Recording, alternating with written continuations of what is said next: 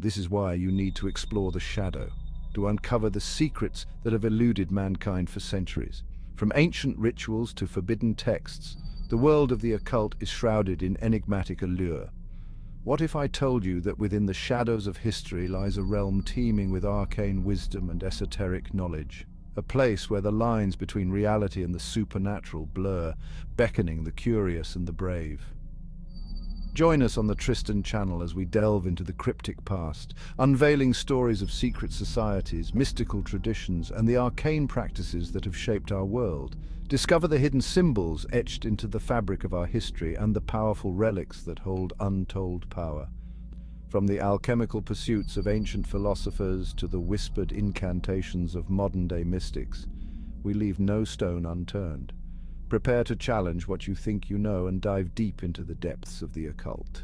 Because sometimes the truth is stranger than fiction, and the shadows they hold more than just darkness. Subscribe and be part of this extraordinary exploration, the Tristan channel, where the hidden becomes revealed.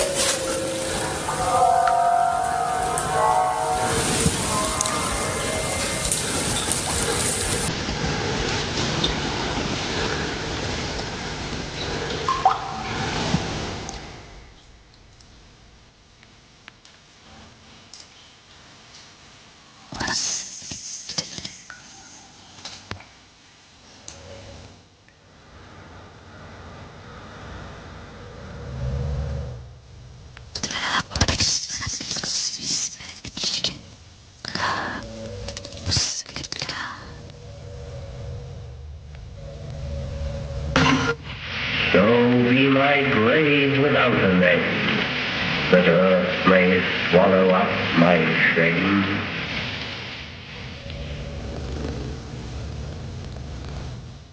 Aleister Crowley, the man who called himself the Beast 666, black magician, drug fiend, sex addict, and traitor to the British people.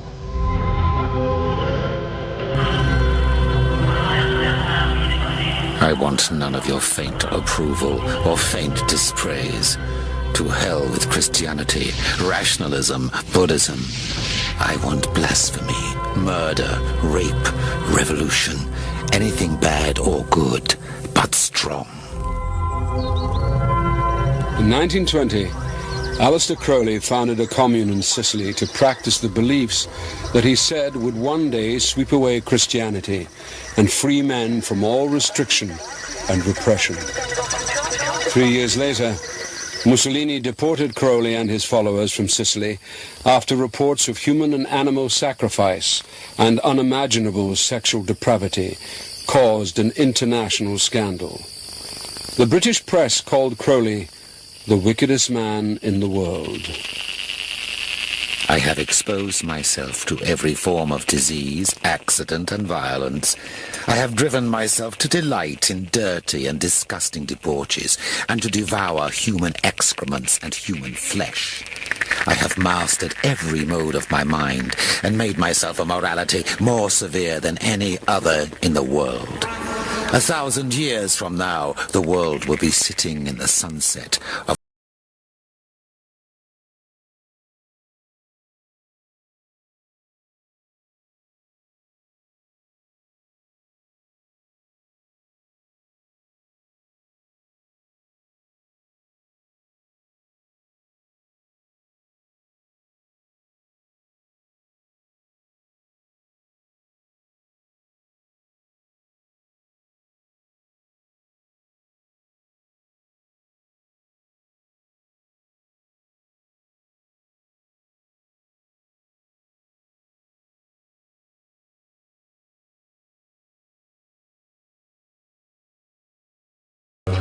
Aleister Crowley declared the death of Christianity.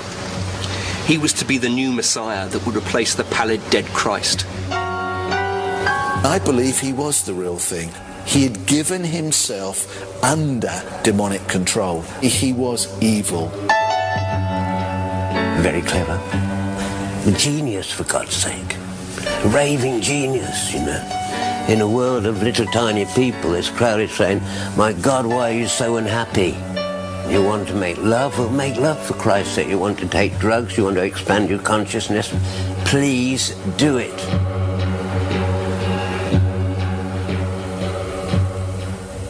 Since his death in 1947, Crowley has become an icon of rebellion. The Rolling Stones, David Bowie, Led Zeppelin's Jimmy Page have all been influenced by his message of freedom. He continues to be a key figure in the occult and is a focus for those engaged in the battle between good and evil. This was a battle that was to play a crucial part in Crowley's childhood. Aleister Crowley was born in 1875 into a wealthy brewing family. It was the height of the Victorian era, and his devoutly religious parents constantly warned him about the dangers of temptation and the terrible consequences of sin. His family were members of the Plymouth Brethren sect. Now, the Plymouth Brethren were radical Protestants. You might even say pathologically anti-pleasure. They believed in the literal truth of the Bible. This included in particular the book of Revelations, which is a constant echo throughout Crowley's imagination, his theology, if you want to call it that. He seems to have been devoted to his father. They used to travel the country together while his father preached in a fairly unorthodox fashion. Aleister was inspired by his father's evangelizing, and his earliest ambition was to follow him and become a crusader for Christ. Then something happened that completely shattered his world. Crowley's father died suddenly, leaving Aleister, who was still only a boy of 11, bereft. His sorrow turned to anger. He grew to hate his mother, the church, and the pious tutors she employed to school him. Crowley became increasingly rebellious. He set about attacking the thing which had made his childhood such a misery. I had arrived at the conclusion that the Plymouth Brethren were an exceptionally detestable crew. I wanted sin, a supreme spiritual sin, but hadn't the slightest idea how to go about it. He really could not bear his mother. And the first opportunity, when he was a teenager, he had the maid on his mother's bed, and obviously felt that this was a kind of revenge. He developed a tremendous state of resentment about his family and all the family background. And so, from the beginning, you see, Crowley sort of had a pretty good kind of background in revolt. Crowley failed to distinguish himself during his school days, apart from getting expelled from Tunbridge after catching gonorrhea from a prostitute. At Cambridge, Crowley finally broke free from the shackles of his upbringing. He published his own poetry, revealing a rapidly developing obsession with sex. When Celia comes, 'tis earthquake's hour. The bed vibrates like kettle drums. It is a grand display of power when Celia comes. When Celia farts, my hasty nose sniffs up the fragrance of her parts. Shamed are the violets and the rose when Celia farts. Crowley's poetry was so pornographic that he would have been prosecuted for obscenity had he not taken the precaution of publishing it abroad under a false name. Crowley had the natural appetite for sex you might expect from someone in their adolescence. There was something different about Crowley, though, I think. There was almost, he was developing a compulsion. Part of that compulsion seemed to be a compulsion towards sin, a form of blasphemy, a form of spitting in the eye of the Christian church.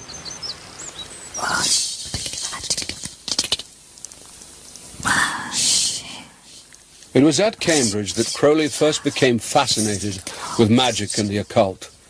He heard that there were secret societies whose members practiced dark and forbidden rituals. Crowley was intrigued and was desperate to access this hidden world. At the age of 21, a large trust fund freed him from any financial worries. he decided to leave Cambridge to pursue his quest to become a black magician. After 2 years of searching, he finally found what he was looking for. The Golden Dawn was a secret society dedicated to the study and practice of the occult. Its exclusive upper-class membership included many famous artists and intellectuals of the day. He discovers the Golden Dawn. It's from here on, really, that he feels he's really onto something. This is something brand new, it's fresh. Bram Stoker is involved, Yeats is involved, the sort of literary sort of society lot. He wants to be part of that as well, and he rapidly rises through the magical grades like nobody else has gone through them before. He seems to take to this literally like a fish to water. This seems to be his vocation.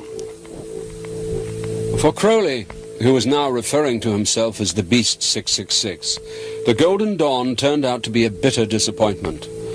He thought that they were playing at magic and tried to take the society over.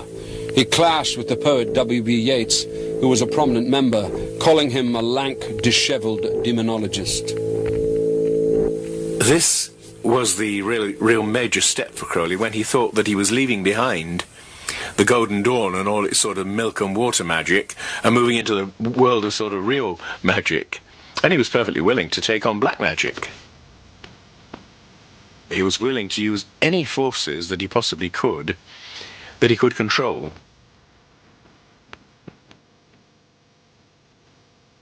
Crowley decided to perform the Abramelin, a black magic ritual that no magician had dared undertake for centuries. Crowley's so dedicated to performing the Abramelin ritual that he actually goes to the length of seeking out and finding the perfect place and buying a house to do the actual ritual in. Nothing else, just actually to do this ritual. And it's in Loch Ness, Boleskine House. This is such an extreme thing to do. This is not a game. I think he's trying to break down, he's trying to push further than anyone else has been before. At the moment, his yardstick is the Golden Dawn, so he's already shattering that completely. The Abramelin dates back to the 14th century. The aim of the 6-month ritual is to master demons, but it was considered extremely dangerous. If the ritual went wrong, it was believed that evil spirits could be set loose and take possession of the magician.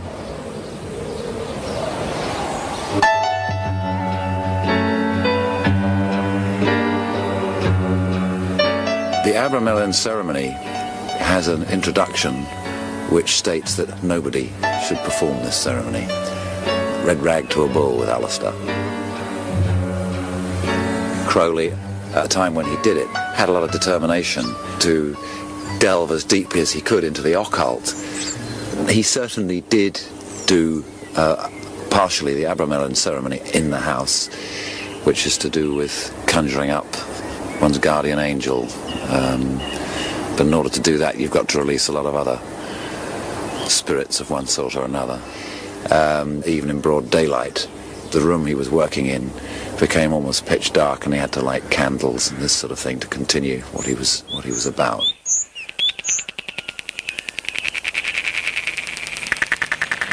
Deep-mouthed from their thrones, deep-seated, the choirs of the eons declare the last of the demons. The kingdom is thine to inherit. What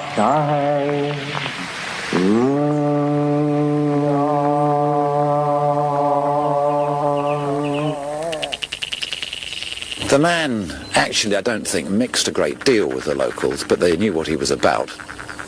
Crowley never made any secrets about sort of individual that he was.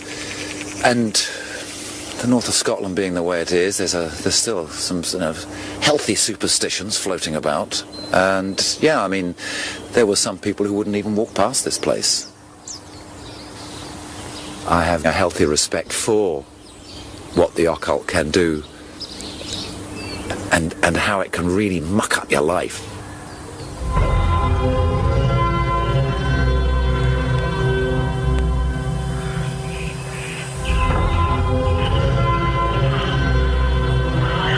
Crowley, in his absolutely typical way, he broke off the ritual. He just couldn't be bothered to go on, because it really is pretty exhausting, you know, living on bread and water and getting up at 3 o'clock in the morning with invocations and all kinds of things. It's nothing so much as like being a monk, only harder. And so Crowley gave it up. If you do that kind of thing, you get possessed, in a certain sense. Things get inside you and use you for their purposes.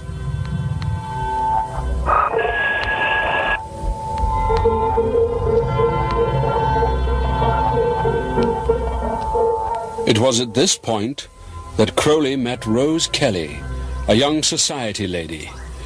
Courting scandal, he married her the day after they met and took her off to Egypt for their honeymoon, leaving the Abramelin ritual unfinished.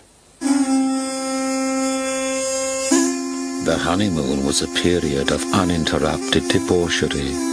Once in the first 3 weeks or so, Rose took some trifling liberty. I recognized the symptoms and turned her up and spanked her. She henceforth added the qualities of a perfect wife to those of a perfect mistress.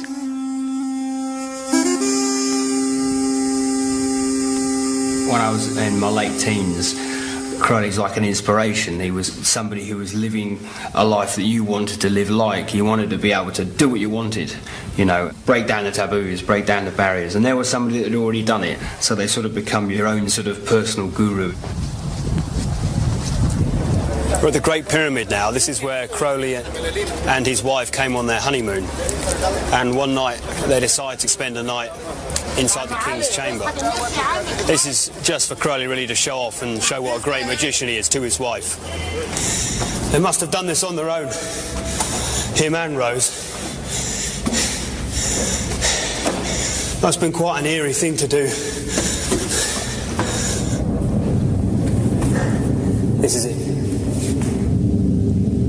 This is the King's chamber. I wanted my wife to see what a great magician I was. We went accordingly after dinner with candles. I had with me a small notebook in which was written the preliminary invocation of the Goetia. The Goetia is a grimoire. It's probably the closest thing to a black magic book. It's the lesser key of Solomon. It's got nothing to do with invoking angels. It's got nothing to do with anything particularly spiritual. It's purely to raise demons and nothing else. I invoke thee, the bornless one, thee that hast created the earth and the heavens, thee that hast created the light and the day.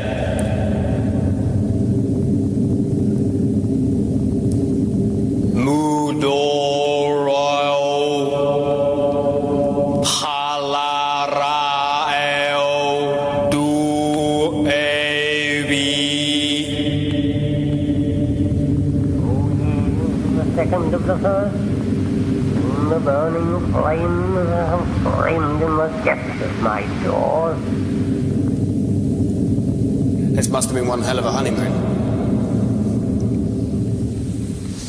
Back in Cairo, they were continuing their orgy of hedonistic excess when the black magic ritual in the Great Pyramid had an unexpected result that was to be the turning point in Crowley's life.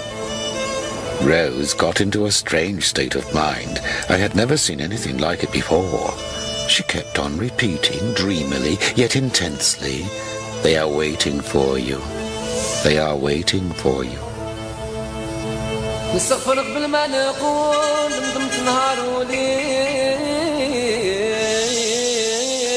When Crowley asked Rose who was waiting, she kept repeating that it was Horus, an Egyptian god. Crowley was puzzled and irritated by his wife's bizarre behavior. She knew nothing of magic and even less of Egyptology. Surely she, of all people, was not receiving a message from the gods. Crowley decided to take Rose down to the Egyptian Museum to test what she was saying. Rose had never visited the museum before. To Crowley's amazement, she rushed through rooms full of ancient artifacts until suddenly she stopped dead. There he is, It was an image of the same God she claimed to have seen in her vision. Crowley was stunned. What could this mean? Rose told him that they had to go back to their hotel room and wait to find out. There seems to be that instance back in the museum in Cairo when he went to look at this exhibit, which was Exhibit 666, and after that getting in touch with somebody that said they were the god Horus. I think at that point something happened within his life.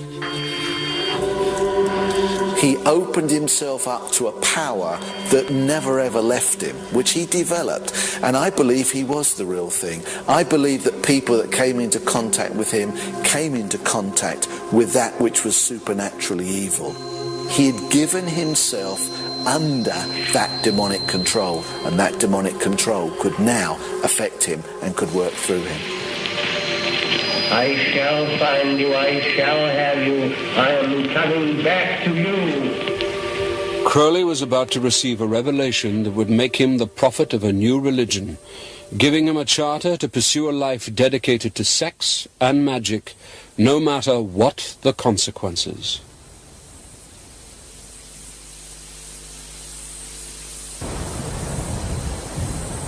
Aleister Crowley had delved deep into black magic, but in all the rituals he had performed, he had failed to communicate with a demonic entity. He believed that this was necessary to become a supreme master of the occult who could harness the powers of darkness. In a room in Cairo, what he had been waiting for all his life was about to happen.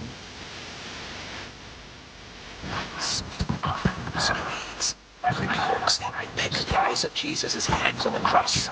Compassion is the vice of kings. Crowley heard an unearthly voice from over his left shoulder.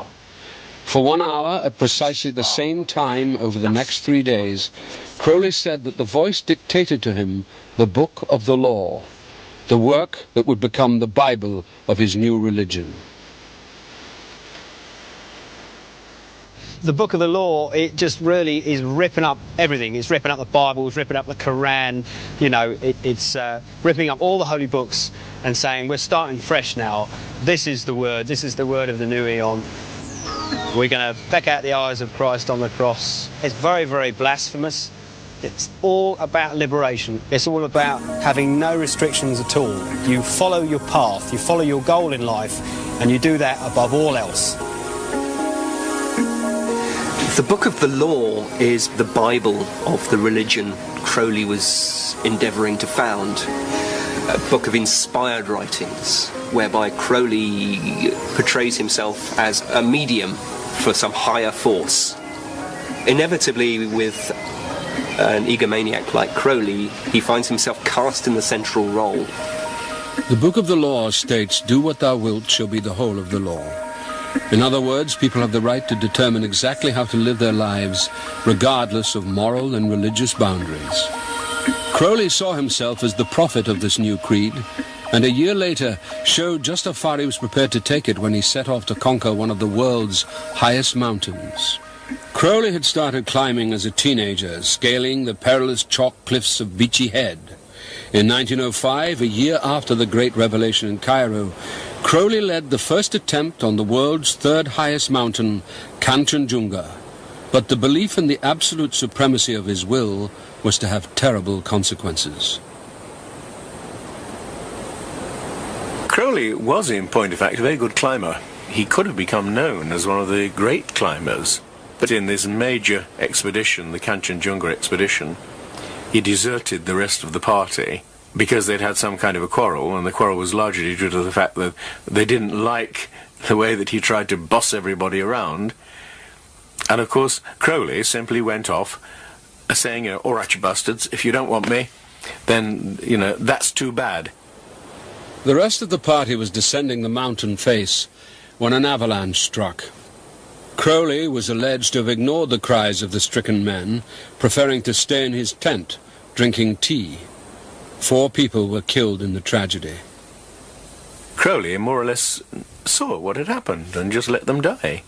Now, that's sort of really unpleasant, because he knew perfectly well, that as a climber, it was his job to help them.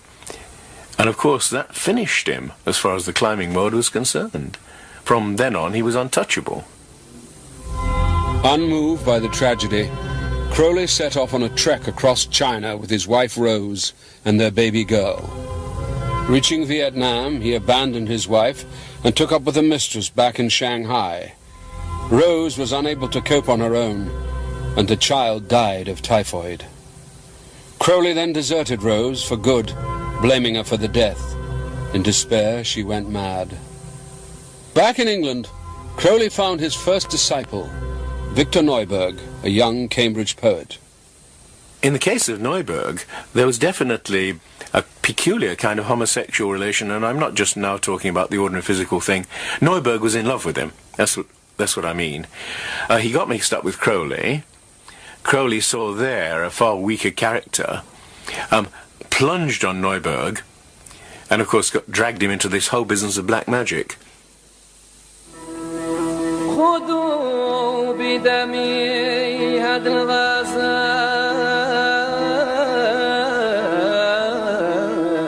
Neuburg was subjected to a series of sadistic acts designed to test the poet's dedication to the beast. The two set off to Algeria to perform Enochian magic, a dark and dangerous set of occult rituals. They walked deep into the Sahara for 2 days until they reached the point of exhaustion. I think the reason for the desert is it's so desolate, it's so isolated, that there's nothing for your consciousness to latch onto. There are no markings, there's no change in the desert. And I think this beats your consciousness into a kind of a state of sensory deprivation. I think this is perfect for the sort of magic that Crowley was doing. This is what he wanted to do. And they really were stepping off into the unknown. Disorientated by the effects of the desert and copious quantities of hashish and mescaline, Crowley and Neuburg embarked on the climax of the ritual, summoning Choronzon, the dweller of the abyss, seen within the occult world as the devil himself. This particular ritual was extremely dangerous. Make no mistake, they were opening the gates of hell. The opening lines are Zazaz, Zazaz, Na Satana Zazaz. And these words are literally to open the gates of hell. He knew, and this sounds a weird thing to say, he knew that magic works. We don't believe in it nowadays, but in point of fact, all that you're really doing is trying to persuade forces that do exist outside this world to come into this world. And to do so, you have to serve as that passage yourself to a large extent. And that's the reason the magician gets inside a circle and stays inside the circle. Now, Crowley liked playing with fire. He drew the circle around Neuburg, and he himself was outside the circle. Well, magicians don't do that. It really is dangerous. You know, people can go mad. They suddenly hear voices inside their heads that they can't get rid of. Now, Crowley, fortunately, was such a bastard that he was more or less immune.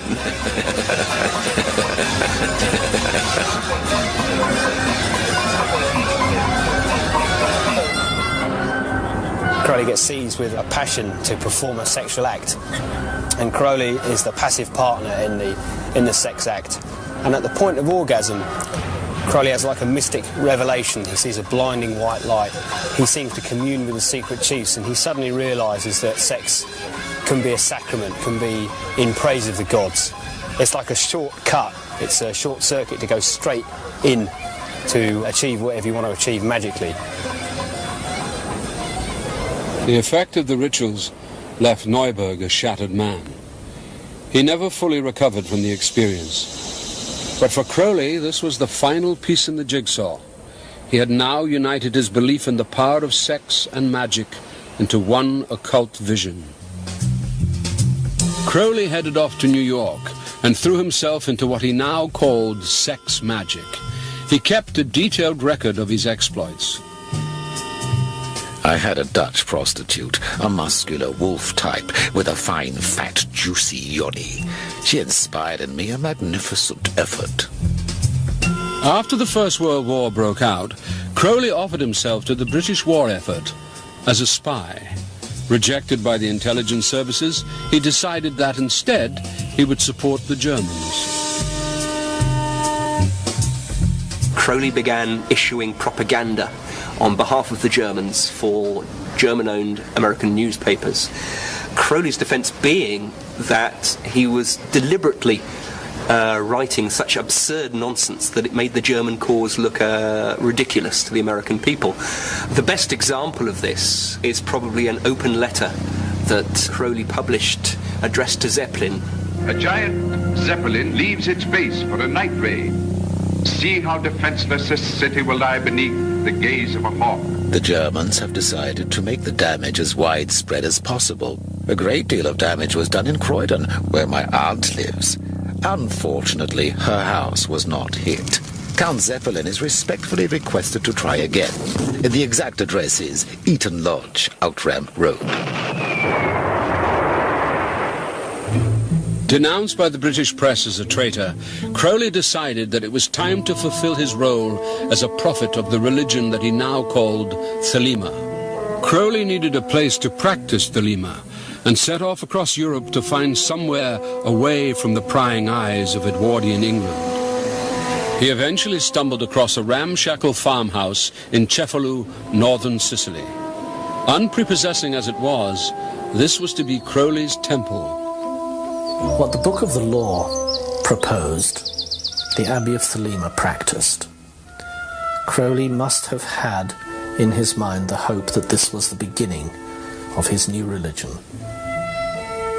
Crowley set up the Abbey in 1920 with his latest mistress, Leah Herzig, their newborn baby, and a motley band of followers from around the world. Crowley met Leah in New York when she was only 19. She was totally dedicated to him and was prepared to do anything he asked of her. I dedicate myself wholly to the great work. I will work for wickedness. I will kill my heart. I will be shameless before all men. I will freely prostitute my body to all creatures. It's amazing to think that, in the 1920s, 80 years ago, Crowley came here with his disciples to sort of found his spiritual college and really just to live a completely different way of life, his own unique way of life. They were going to break through all the constraints that were sort of tying them up in England. Amazing to think that this was here. He had his children here and several disciples and several of his mistresses, and they all lived under the one roof. The whole point of living here was to completely clear yourself and discover your true will, and Crowley was the man who could help you do that. The disciples performed sex magic rituals under the influence of hashish, opium and cocaine. They even had a dog called Satan. As far as Crowley was concerned, it was an experiment in a different kind of living. There were piles of drugs on the table. The children ran around naked and were allowed to sort of come into the room while adults were having sex. Crowley believed that if you gave man absolute freedom to do exactly what he wanted, this could do nothing but good. It was evidently not the most pleasant place to stay. The members were prone to disease, discomforts of various kinds, most of which could only be alleviated by faith in Crowley himself and the ready supply of drugs, which Crowley made sure were readily available. Amongst all of this, you have to imagine that there was also a family atmosphere, albeit a very dysfunctional one. Think Charles Manson rather than the Waltons, I think.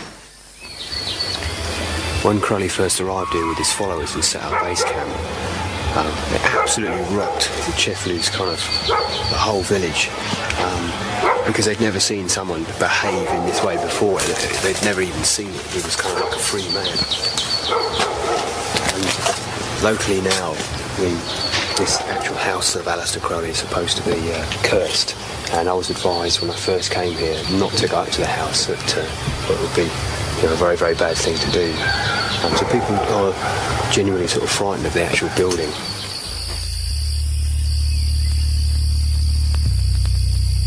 Aaron Paramore first came to Sicily on a kind of occult pilgrimage and was amazed at what he found inside the now derelict abbey.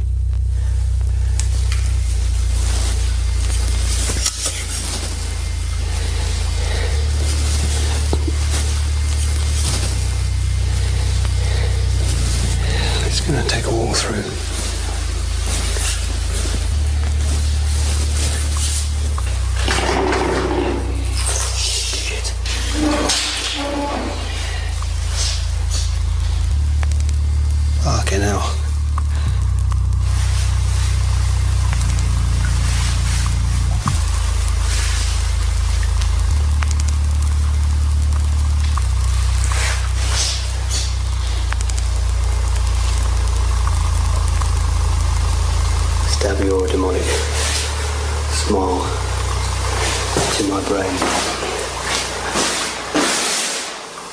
Soak me in cognac. And the cocaine.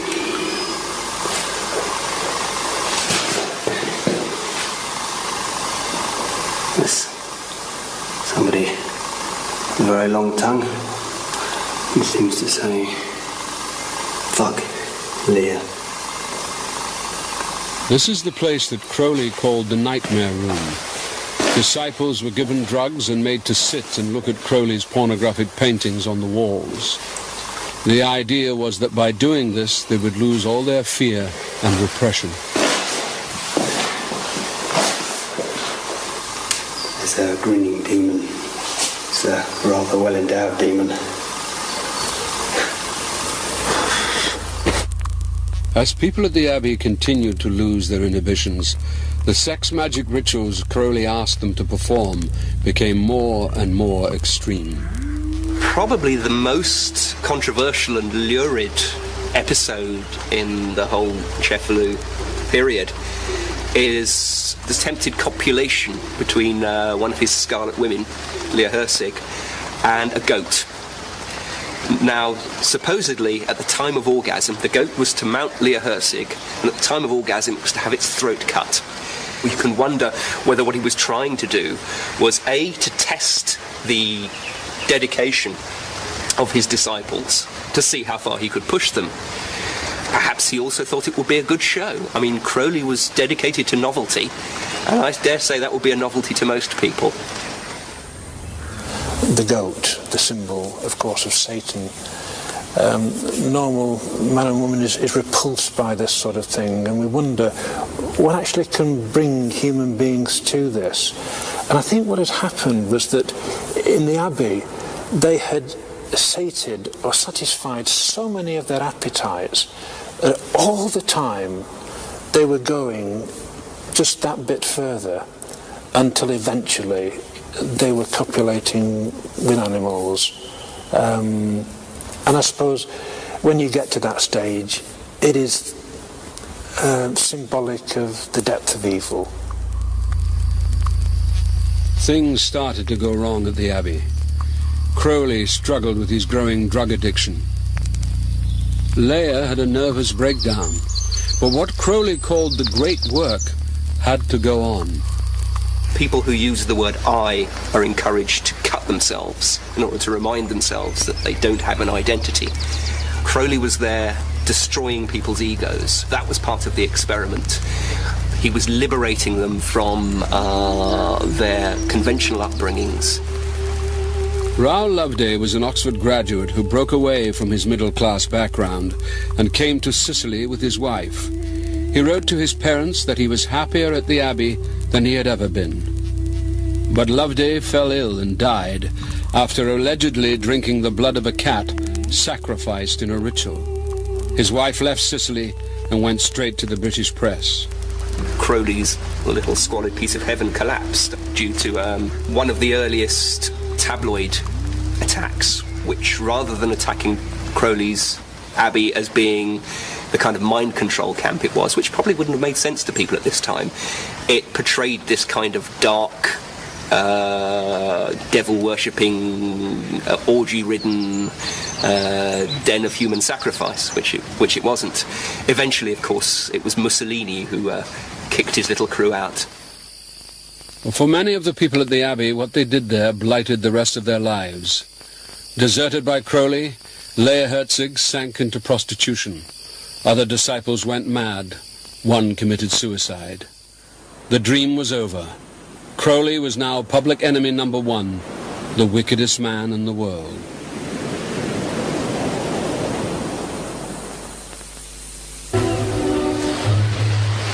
Crowley's attempt to start a new religion in the Abbey of Thelema had gone disastrously wrong. His reputation as the wickedest man in the world was sealed. The last years of the great beast's life were spent living from hand to mouth. His fortune was long gone and his disciples had deserted him. He moved from one set of temporary lodgings to another and finally ended up in a boarding house in Hastings. His life of excess had left him with nothing but chronic heroin addiction and infamy. Chef Lou's come and gone, and there's almost like an irony to it that he's come here really where old people die. The great beast 666, the wickedest man in the world, is now residing in a boarding house, you know, with a lot of other old people. He's been through absolute hell and back, you know. He's danced with the devil and he's come back again.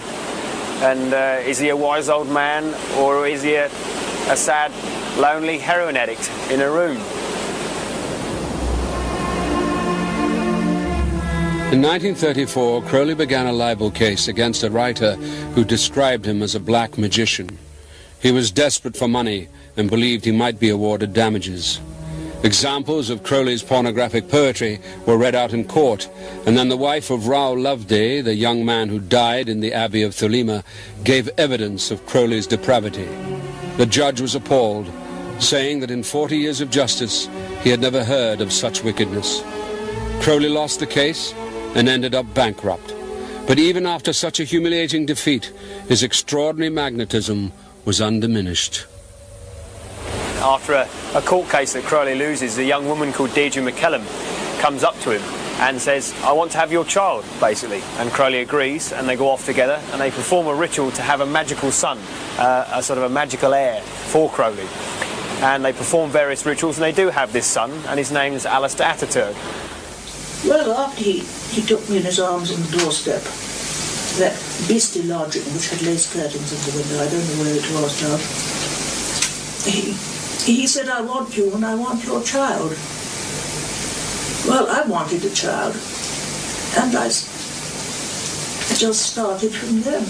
And then he came round and saw me off, and he had to give up drugs, pretty well give up drugs for 3 months, because he couldn't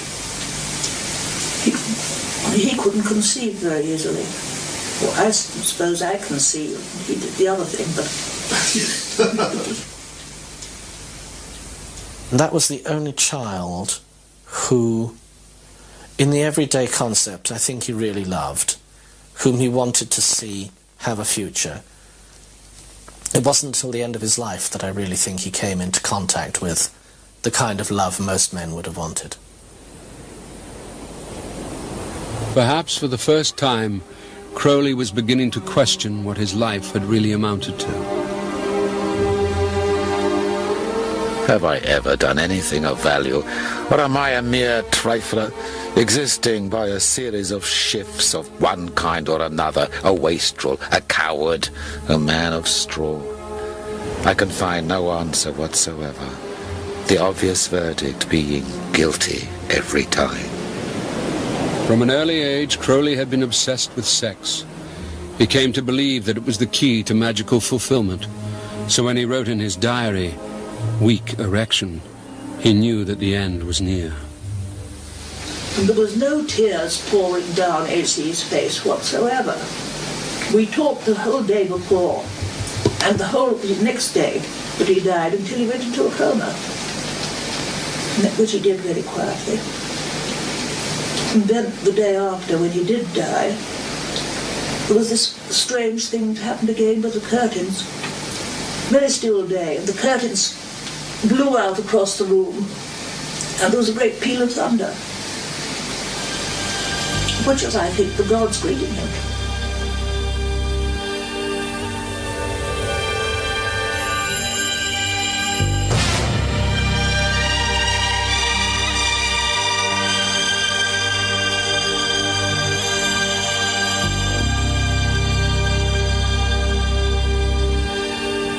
Rotten as I am in 1,000 ways, I have been chosen by the gods to bring to earth the basic word in which mankind will work for the next 2,000 years or so.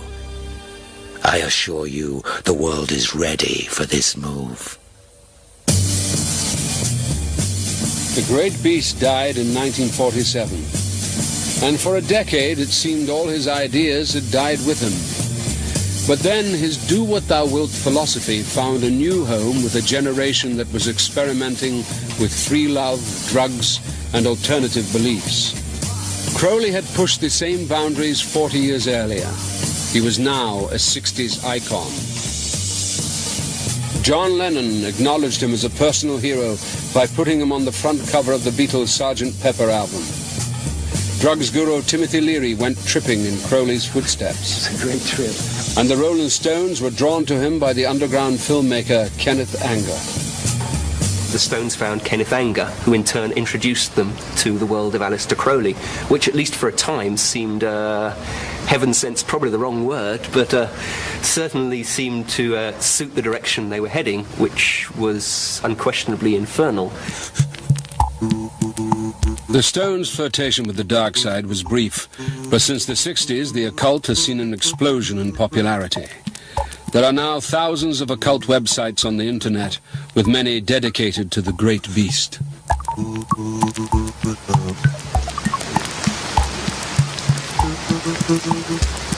For devotees of Crowley, it's possible to certainly see a lot of the things he predicted, prophesied, as having come to pass. Certainly Christianity's grip over what we can and can't say, what we can and can't think, what we can and can't do, is diminishing. Today, Crowley's followers believe that he was a true prophet because he foresaw a society that has now embraced ideas of sexual and spiritual freedom. Others are not so sure. I think today modern occultism sees a very watered-down version of Crowley. They gloss over some of the atrocious things that he did. And they just want to see him as a benign, a humanist, somebody who said, let's be free, let's go with the flow. And it is to deny an awful lot of evilness that happened in his practices. We should be open and honest about Aleister Crowley. Crowley may have done some extreme things in his life, but was he truly evil? Does he really deserve his reputation as the wickedest man in the world? Crowley never called himself the wickedest man in the world. From a fairly early age, Crowley wanted to see himself as the great beast 666, simply because he wanted to see himself as somebody who'd broken free absolutely completely from Plymouth Brethren and from his mother. Crowley was a victim of his own idea of Christianity. Probably, if Crowley had been born into a modern environment where he didn't have to be a Christian or anything of the sort, I think that half of his force would have disappeared because he wouldn't have had anything to brace himself against, to fight against, to hate.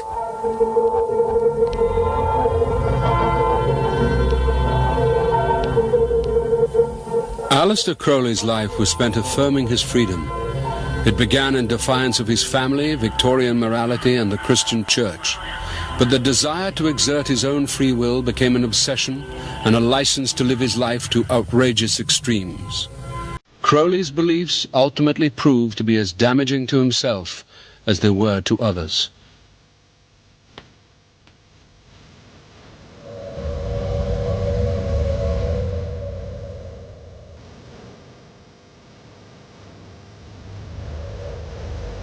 He didn't seem to understand that a philosophy of do exactly what you want doesn't really work for 99% of people.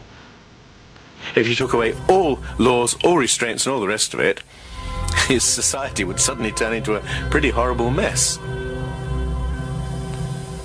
Crowley's attempts to establish a new religion left him bankrupt, friendless, and physically wrecked. But he has left an extraordinary legacy of a life pushed to the absolute limit. Crowley ultimately is as magnetic and exciting as he is repellent. There are aspects of his character which are very difficult to admire or even tolerate. He was childish, he was unpleasant to many of the people who most admired him. But above and beyond that, Crowley was and is mythic, and there are aspects of this myth which are very, very positive. I find it difficult not to stand in awe of his appetite for life, his vigour, his determination to challenge himself and the world around him. Crowley wasn't afraid of anything or anyone. Bury me in a nameless grave. I came from God the world to say. I brought them wisdom from Allah, worship and liberty and love.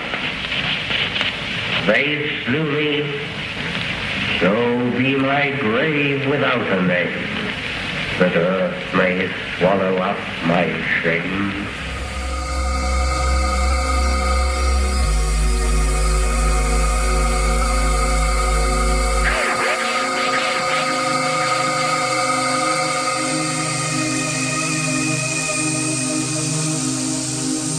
Masters of Darkness next Tuesday is on later at 11:05. There's a taster of that coming up in a moment.